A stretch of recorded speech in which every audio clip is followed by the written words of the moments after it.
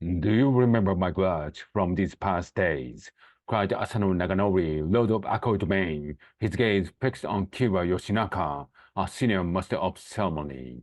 Asano extended his sword, charged through the castle corridor, and struck Kira.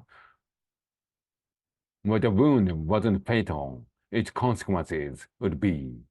The incident took place in April 1701 in Edo, Japan, modern-day Tokyo. The Tokugawa military government had gained power about a century before. This ushered in the period of peace and stability following the warring state, or Sengoku era, which was marked by constant bloodshed and conflict ruled by warlords and their samurai. To secure their rule, the Tokugawa government aimed to tame the samurai class. Individual samurai carried two swords and served as a single load to death. But their duties became primarily bureaucratic and administrative. Meanwhile, Tokugawa legal practice stipulated that both sides would be disciplined. Meanwhile, Tokugawa legal practices stipulated that both sides would be disciplined in the event of a violent quarrel. However, when officials convened following Asano's attack on Kira, they decided to punish only Asano, the incident perpetrator. They ordered Asano to commit seppuku, or ritual suicide. But they didn't stop there. They also commanded the seizure of Asano's castle, but the disbandment of his house, and the arrest of his younger brother. The news traveled quickly back to Asano's domain. Overnight, the roughly 300 samurai in Asano's retainer band found themselves dispossessed of their homes and stipends and turned into Ronin, or master samurai. They didn't know why Asano attacked Kira, no one did. Some have speculated that Asano refused to pay a bribe to Kira, who was supposed to be guiding him in the proper etiquette, so Kira humiliated him.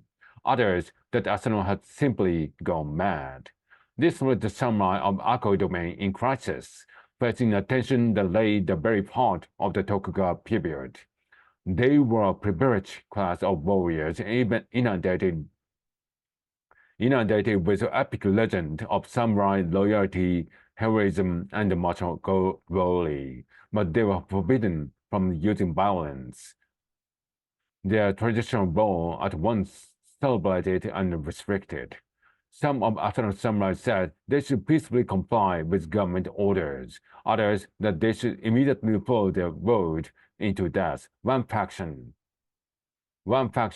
led by Horibe Yasube, argued that they must see their road apparent wishes through by killing Kira, claiming that so long as Asano's enemy was alive, they were dishonored.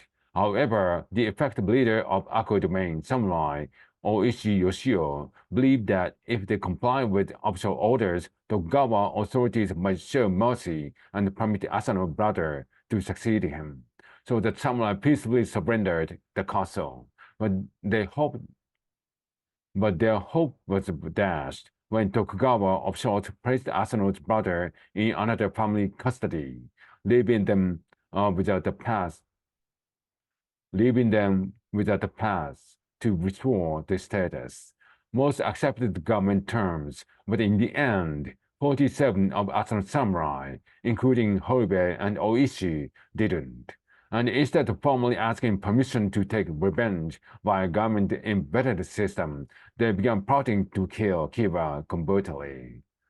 Almost 2 years after Asano's death, the Ronin, led by Oishi, broke into Kira's residence, killed 16 of the samurai, and wounded 23 others before beheading Kira himself. They presented Kira's head at Asano's grave, then surrendered to Tokugawa officials, justifying their violence by saying they couldn't live under the same heaven as their lord's enemy. The Ronin's action created considerable problems for the Tokugawa government. The Ronin had broken the peace and the range of laws, but the authority also knew the importance of honor and loyalty among samurai. After weeks of deliberation, officials decided the Ronin could be praised, but must be punished. they were permitted to commit seppuku, which offered them honorable deaths, and they were laid to rest next to Asano. But the story soon moved into legend. Within the weeks, it was dramatized and sustained. Since soon after, scholars began debating the Ronin's action, some praising them as perfectly loyal and dutiful samurai, others condemning them as delusional criminals. Over the next 3 centuries, Japan continued examining and adapting the story in theater, film, propaganda, and beyond, grappling with the tension between law and culture, past and present, and repeatedly reiterating in the instant long after an official verdict was rendered.